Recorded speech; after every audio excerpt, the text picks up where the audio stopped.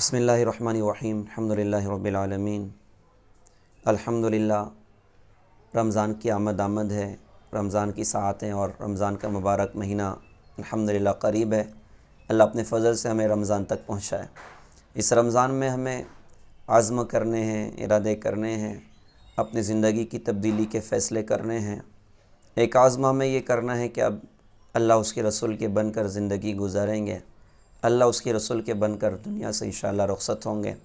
قرآن کا خوبصورت اعلان ہے، خوبصورت مطالبہ، جسے ہر مسلمان کو دن اور رات اور صبح و شام میں یاد رکھنا چاہیے اور اس کی فکر میں زندگی گزارنا چاہیے کہ قرآن کہتا ہے وَلَا تَمُوتُنَّ إِلَّا وَأَنْتُمْ مُسْلِمُونَ، فرمایا کہ تمہیں موت نہ آئے مگر اس حال میں کہ تم مسلمان بن کر مرو۔ تو مسلمان بن کے مرنا یہ سعادت کی بات ہے، مسلمان بن کے مرنا یہ کامیابی کی بات ہے۔ مسلمان بن کے مرنے پر کیسے انعامات اور کیسے اللہ پاک کی طرف سے رحمتیں اور نعمتیں بندوں کی طرف متوجہ ہوتی ہے کہ کوئی مسلمان بن کر مرا ہوا ہے اور موت ایمان اور اسلام پر آئی ہے، تو اس موقع پر اس کی کس شان کے ساتھ اس کا استقبال ہوتا ہے اور کیسا پروٹوکول اسے موت پر دیا جاتا ہے۔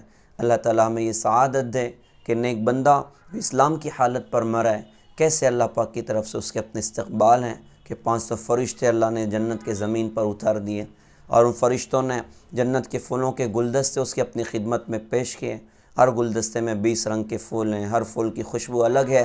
وہ فرشتے اس کو گفٹ میں پیش کر رہے ہوتے ہیں اور اس کو جنت کی بشارتیں سنا رہے ہوتے ہیں۔ ملک الموت اس کے پاس آ کے شیطان کو بھگاتے ہیں اور ملک الموت اس سے فرماتے ہیں کہ اے مبارک روح پڑھ کلمہ لا الہ الا اللہ محمد الرسول اللہ۔ یہ مسلمان بن کے مر رہا ہے، یہ اسلام کی حالت میں مر رہا ہے، اس نے زندگی اسلام کی حالت میں گزاری ہے۔ موت اللہ پاک نے اس کو اسلام کی حالت پر دی ہے۔ اب موت پر موت کا فرشتہ بھی اس کو کلمے کی تلقین کر رہا ہے۔ وہ کہہ رہا ہے کہ کلمہ پڑھ۔ اس نے کلمہ پڑھا۔ ملک الموت نے فرمایا کہ اے مبارک روح چل۔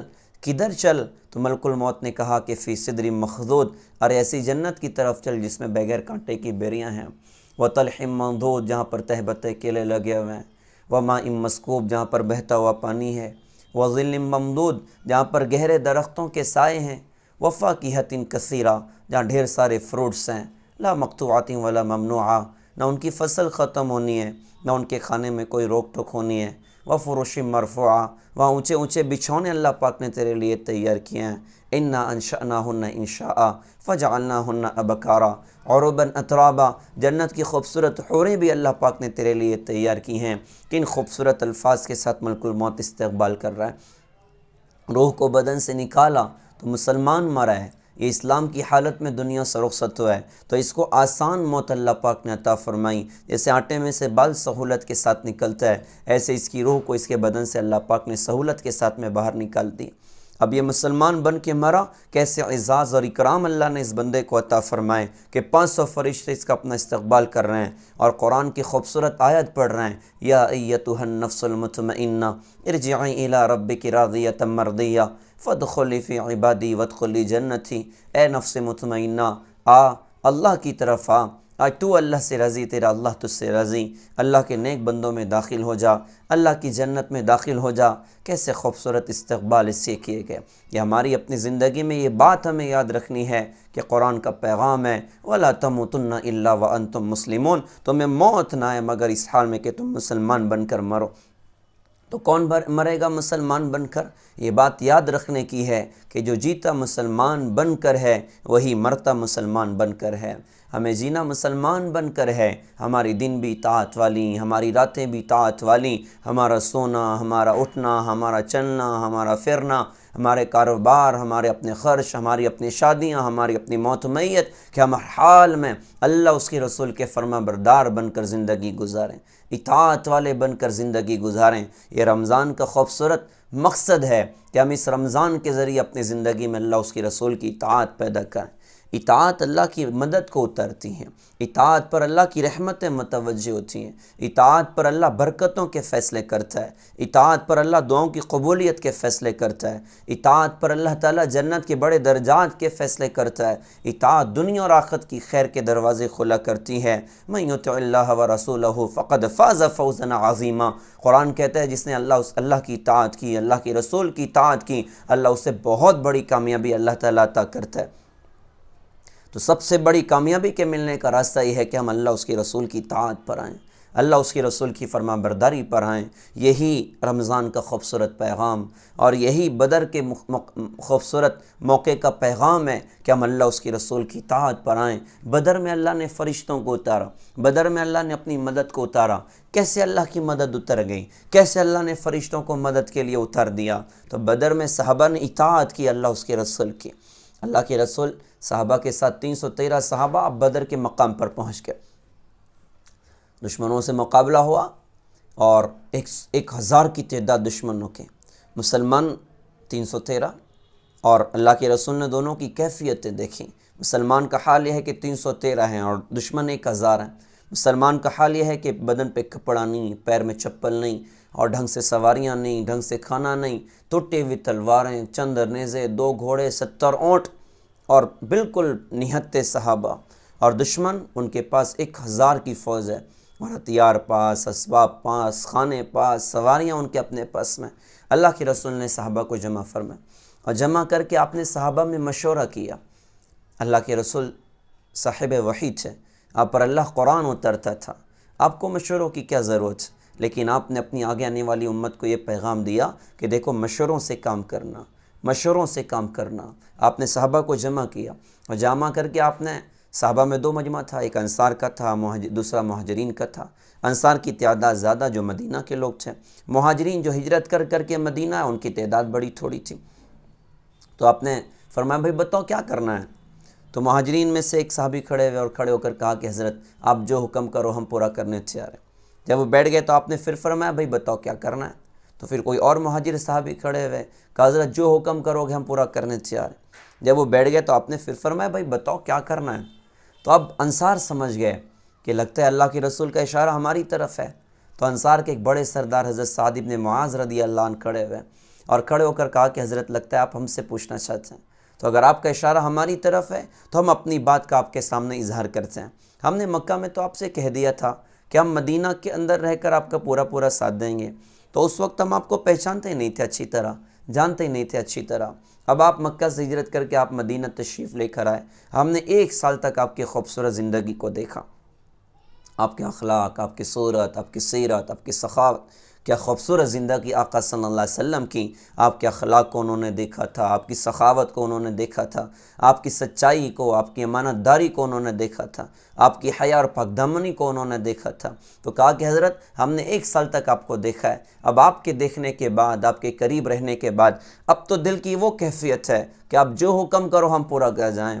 آپ کہو پہاڑوں سے کود جاؤ تو ہم کود جائیں گے، آپ کہو سمندر میں چھلانگ لگا دو ہم چھلانگ لگا دیں گے، آپ کہو کہ برق قیمت تک اپنی سواریوں کو دوڑاتے جانا ہے ہم دوڑائیں گے، اللہ کی قسم ہم میں سے کوئی پیچھے نہیں ہٹے گا۔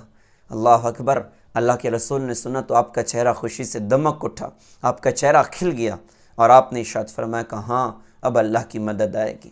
ایک صحابی تھے حضرت مقداد ان کا نام تھا، کھڑے ہو کے کہنے لگے حضرت ہم موسیٰ علیہ السلام کی قوم تھوڑی ہیں کہ جب موسیٰ علیہ السلام کو اللہ پاک کی طرف سے حکم ہوا کہ اپنی قوم کو لے کے جا کے قوم ایمالقہ سے مقابلہ تمہیں کرنا ہے، تو جب اس قوم کے ڈیل ڈول کو انہوں نے دیکھا، ان کے بدن کو انہوں نے دیکھا کہ تو بڑے اونچے چوڑے لوگ ہیں، تو قوم نے موسیٰ علیہ السلام سے کہا کہ تو جا تیرا اللہ جا اور جا کے تم دونوں جنگ کر لو، ہم تو ادھر ہی بیٹھے ہیں۔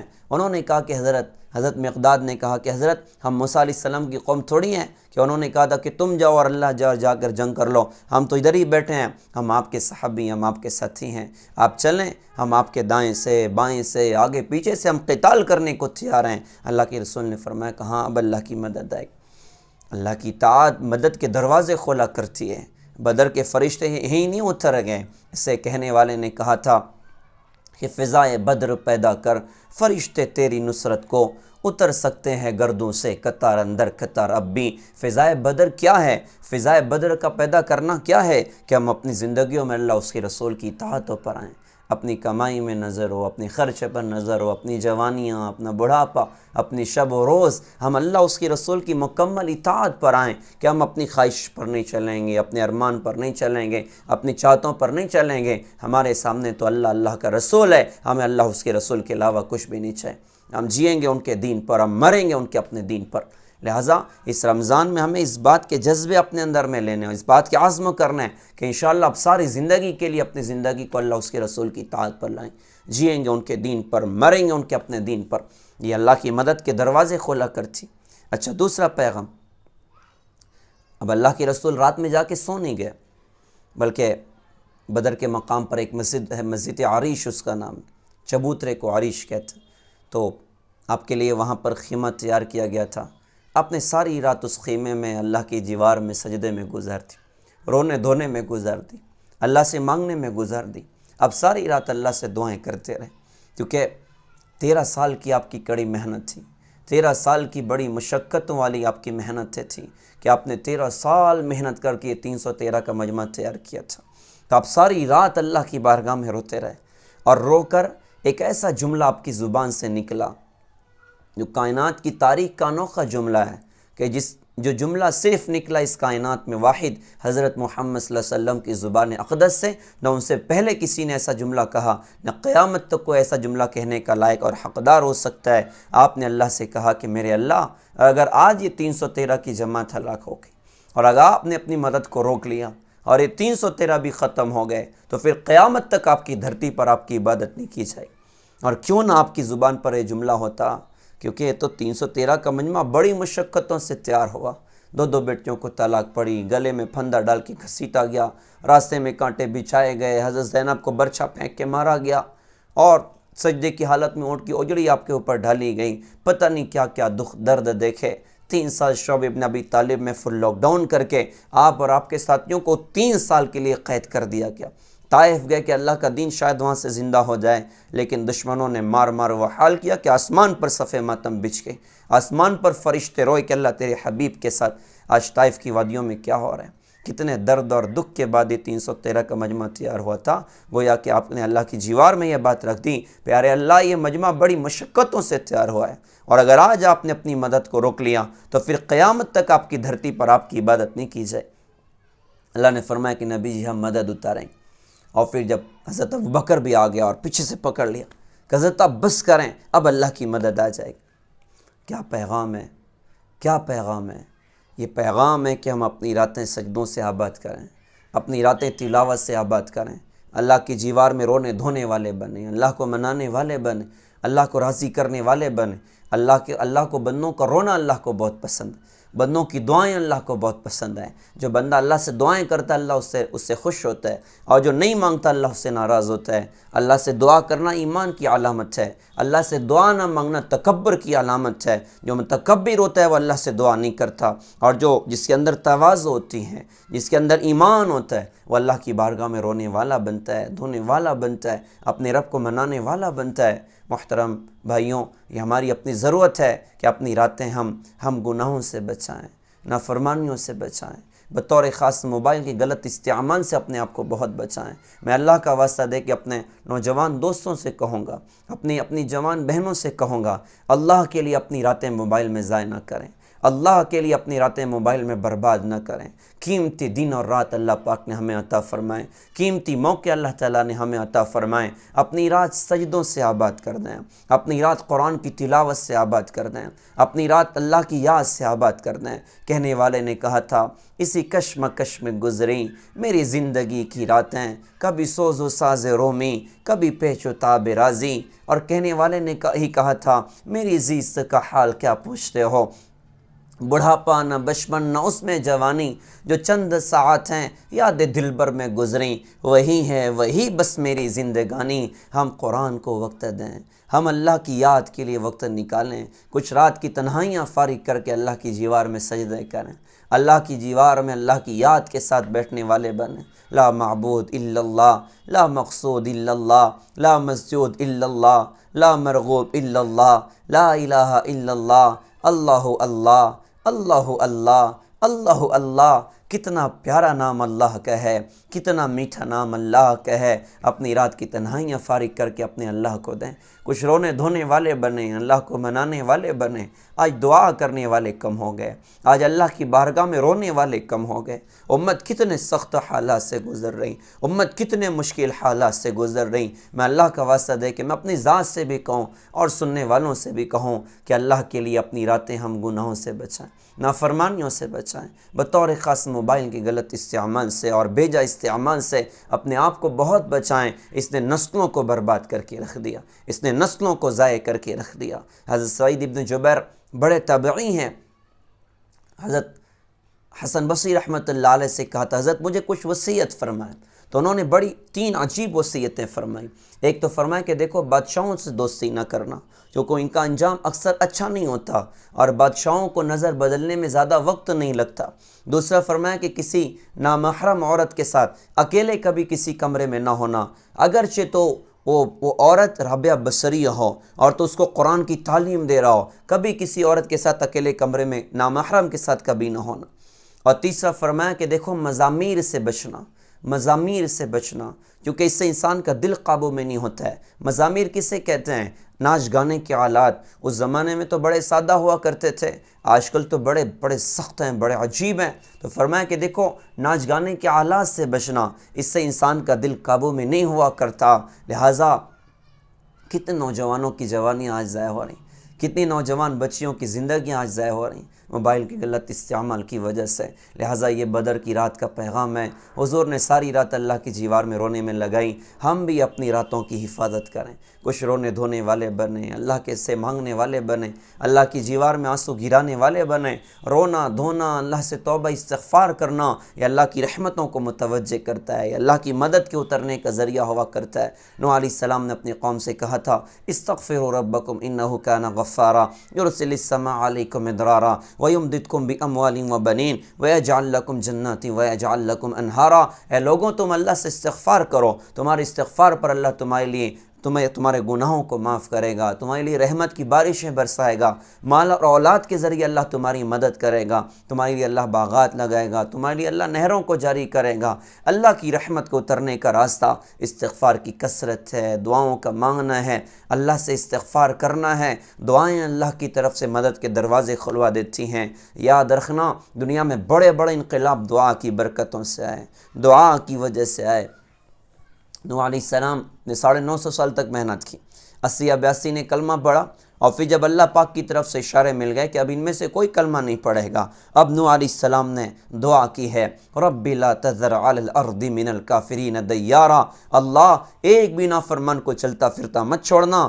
دعا پر کیا انقلاب آیا کہ پوری دنیا کو اللہ پاک نے پانی سے بھرا، آسمان سے پانی برسا، زمین سے پانی ابلا، یہاں تک کہ جلتے تنور سے پانی نکلا، بیل کی سینگ سے پانی نکلا، اور سارے نافرمانوں کو اللہ تعالیٰ نے ہلاک کر دیا۔ یہ اتنا بڑا سیلاب اور اتنا بڑا طوفان یہ دعا کی وجہ سے ہے۔ ابراہیم علیہ السلام کی دعا پر اللہ نے بیت اللہ کو آباد فرمایا، بیت اللہ آباد ہوا دعا کی برکت سے، زمزم کا پانی نکلا دعا کی برکت سے۔ مکہ میں اناج تو نہیں ہوتا ہے لیکن ساری دنیا کے فروٹس مکہ پہنچتے ہیں، یہ دعا کی برکت ہے۔ مدینہ بیماریوں کا گھر تھا، اللہ کے رسول کے قدم پڑے، آپ کی دعا کی برکت پر اللہ نے بیماریوں کو ختم فرمایا۔ آج رحمتیں ہیں، وہ یثرب کی زمین وہ مدینۃ الرسول بن گیا، مدینۃ الرسول بن گیا، خیر رحمت اور برکت اور شفا کا گھر بن گیا۔ تو دعا پر بڑے بڑے انقلابات ہوا کرتے ہیں۔ دعا کی وجہ سے حضرت عمر بن خطاب رضی اللہ تعالیٰ عنہ بن گئے۔ تو دعا سے بڑے بڑے کام ہوتے ہیں۔ ہم اللہ کی بارگاہ میں رونے دھونے والے بنیں۔ بدر کی رات حضور روئے تھے، آپ کے رونے دھونے پر آپ نے مدد کا وعدہ کیا۔ آپ بدر کے مقام پر جب آئے آپ نے فرمایا دیکھو ابو جہل یہاں مرے گا، عتبہ یہاں مرے گا، شیبہ یہاں مرے گا، ولید یہاں مرے گا۔ صحابہ کہتے ہیں ہم نے جنگ کے بعد دیکھا جہاں اشارہ کیا ادھر ہی وہ لوگ مرے ہوئے پڑے تھے، اور جنگ شروع ہونی تھی، لشکر آمنے سامنے ہوئے، ادھر 1000 ادھر 313، ایک ہوا چلی۔ حضرت علی نے پوچھا کہ حضرت یہ کیا ہے؟ اللہ کے رسول نے ارشاد فرمایا کہ جبرائیل آ گیا 500 فرشتوں کے ساتھ میں۔ ایک اور ہوا چلی کہ حضرت اب کیا؟ آپ نے فرمایا کہ میکائیل آ گیا 500 فرشتوں کے ساتھ میں، صحابہ کی اطاعت تھی، حضور کی دعا تھی، اللہ نے اپنی مدد کو اتارا، 1000 فرشتے اللہ نے مدد کو اتارے، اور 313 کو 1000 پر اللہ نے غالب کر کے دکھایا، 1000 پر اللہ نے غالب کر کے دکھایا۔ پیارے بھائیوں، محترم دینی بہنوں، یہ ہم سب کے لیے خوبصورت پیغام ہے کہ ہم ایک تو اللہ اس کے رسول کی اطاعتوں کے عزم کریں کہ اب جئیں گے اللہ اس کے رسول کی اطاعت پر، مریں گے اللہ اس کے رسول کی اطاعت پر۔ دوسرا، ہم اپنی راتوں میں اپنی راتوں کی حفاظت کر کے اپنی رات کو عبادت میں، رونے دھونے میں، اللہ سے مانگنے میں لگائیں۔ اللہ تعالیٰ سے دعا ہے اللہ تعالیٰ ہم سب کو یہ توفیق عطا فرمائیں۔ وآخر دعوانا الحمد للہ رب العالمین۔